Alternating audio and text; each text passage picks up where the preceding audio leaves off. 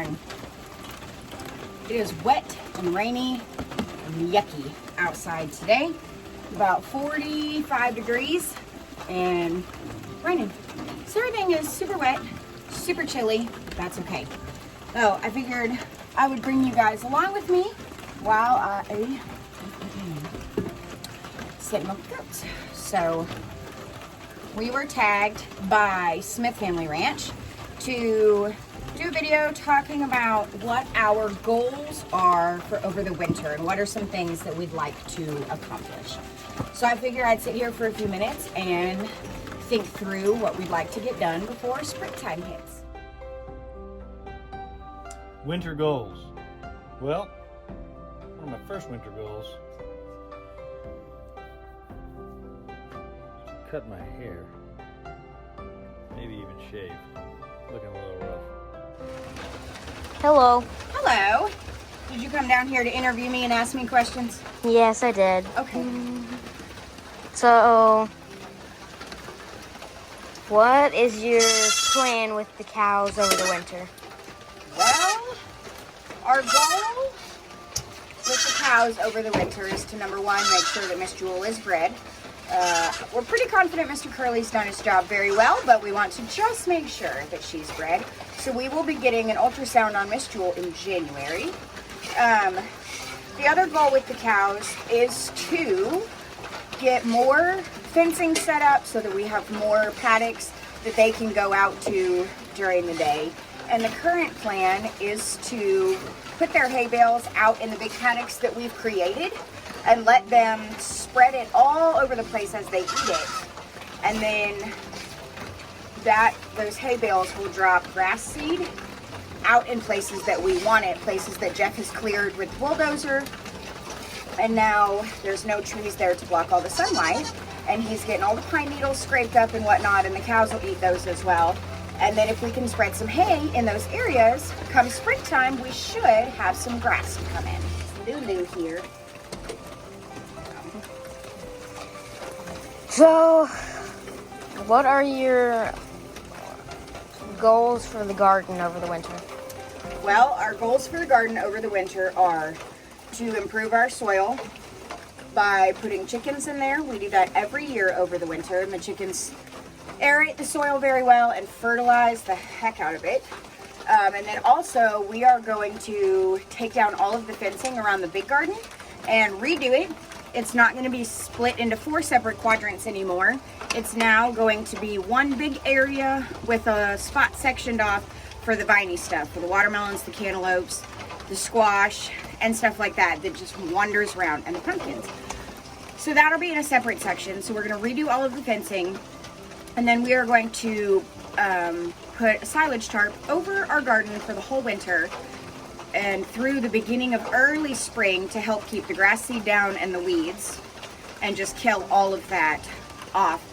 We are going to add the scrapings out of the goat barn to the big garden, along with several truckloads of wood chips, and just improve our soil as we go. We have lots of compost that we'll stir into it as well. As far as the garden boxes go, my goal is to get them painted over the winter. We're going to paint them navy blue, and the trim around the sides is going to be white.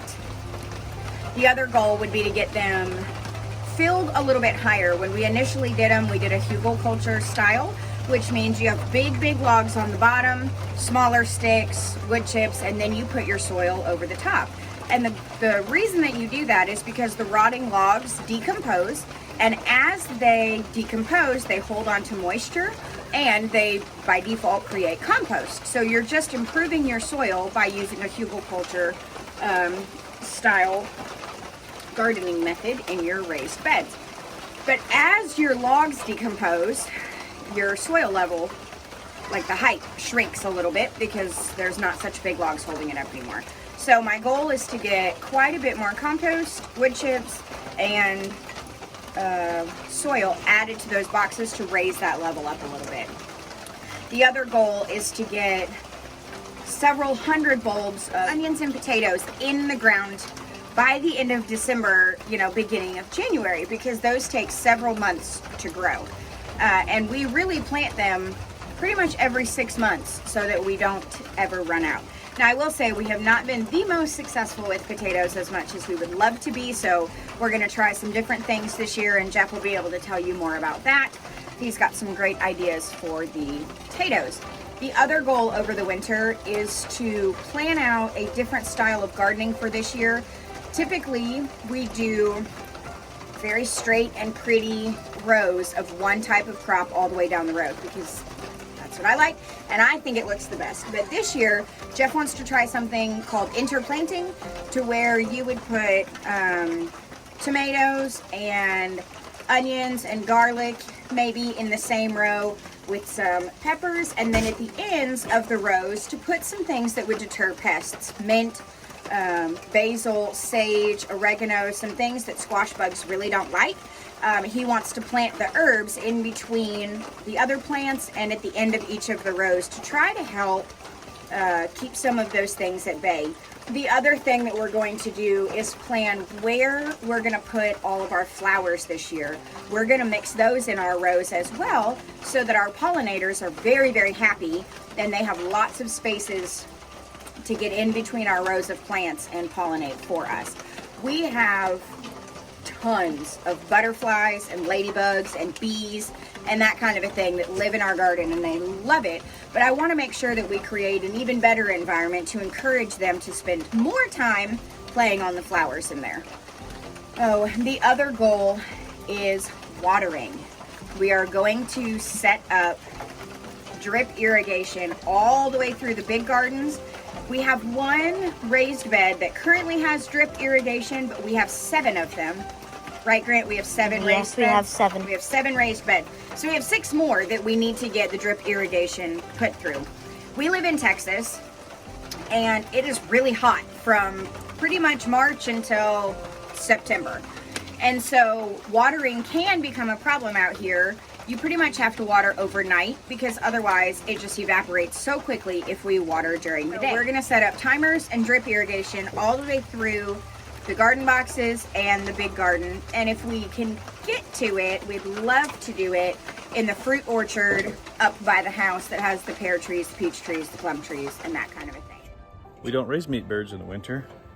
We don't have much of a garden in the winter. And we don't have a farmer's market. So our time is freed up. One of my many goals over the winter is to establish the foundation for at least 3 more streams of income. The difference between city life and country life, for me personally, was back in the city I had one company that paid all the bills. Out here, we have several different streams of income that produce small amounts of money that generate a full-time income combined. Get a haircut, start 3 new streams of income. Hello. Hi. Welcome to this farm Thanks. with Luna over there. Luna pie. So, what are your goals for the chickens over the winter? Boy, oh boy, do we have big goals for the chickens over the winter. Our goal is to get a much larger mobile chicken coop built. Justin Rhodes calls them chickshaws, but our goal is to build a decent-sized chickshaw which allows us to move our chickens to follow the cows. That puts them on fresh grass every single day and allows them to scratch through the cow manure, eating the fly larvae out of it, which breaks the pest cycle. Yay for breaking the fly pest cycle. Because they are annoying. They are. So we'd like to get a much larger chickshaw built to move the chickens all over the place with the cows. The other goal is to get some roll-out nest boxes. Our chickens are so silly. They love to lay under the tomato plants. They love to lay under the squash plants. They love to lay in our garden. Ugh, I wish they would just lay in a nesting box. It's like going on an Easter egg hunt every single day of our life. I know, right? So, that is our main goal with the chickens, is to get our couple of flocks consolidated down to 1, get them in a chickshaw, and get them mobile. It is much better for them, It's a much healthier environment for them. They move on a very regular basis. On the farm daycare up here, they get moved all over the place, but it would be really nice to have a coop on wheels. We have one that Jeff built us a couple of years ago, but it's not big enough to hold all of the hens that we have, and it needs some slight improvements. It was a labor of love, and it's falling apart, so we need to redo it. That's the goal, is to get our chickens in a chickshaw and get them mobile for the year.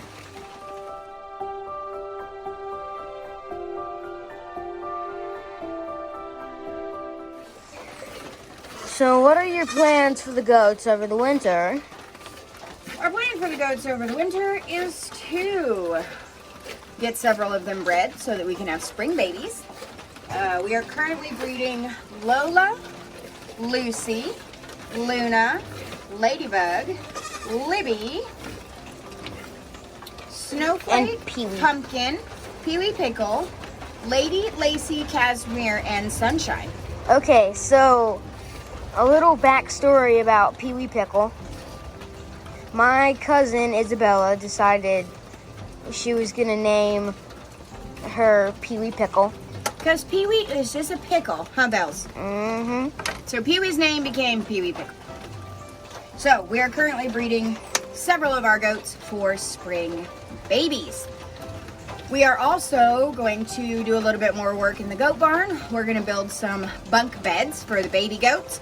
We are going to improve our feeding system, and we are going to improve Ladybug. Stop beating up on Laverne. So My goodness. what you mean by bunk beds? You mean you're gonna make a whole bunch of feed troughs? Yes, but babies love to sleep in them, so we're kind of going to stack them up so the babies in the baby room can sleep in them overnight. I'm gonna put some stairs up there too. Yes. We can share, meaning we put our babies away at night, we milk their mommies in the morning, and then we let the babies out and they nurse all day long.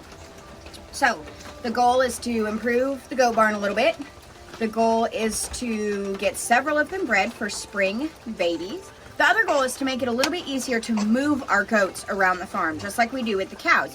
Jeff has done a fantastic job of getting fencing set up and lanes set up so that we can just open certain doors and let the goats out into the big paddocks with the cows, which lets them forage and graze all day, which they love.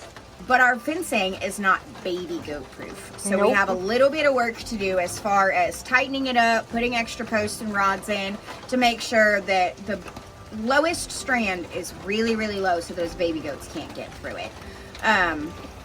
The other goal is to get Miss Rosie, one of our yellow labs, trained with Heidi, our Great Pyrenees, to be a goat dog. She's currently in with Heidi, doing an absolutely fantastic job. She's super sweet with the goats, and she and Heidi get along really, really, really well. So that is another goal that we have, is to make sure that if we need to separate into 3 herds, that we have another dog that is trained to take care of our goats that can go with them. And I think that is about the end of the goals for the goats. That is Libby, Baby girl. right there. Libby, Libby, look at me. Everybody wants to see you. Libby. Libby. There you go. I saw you.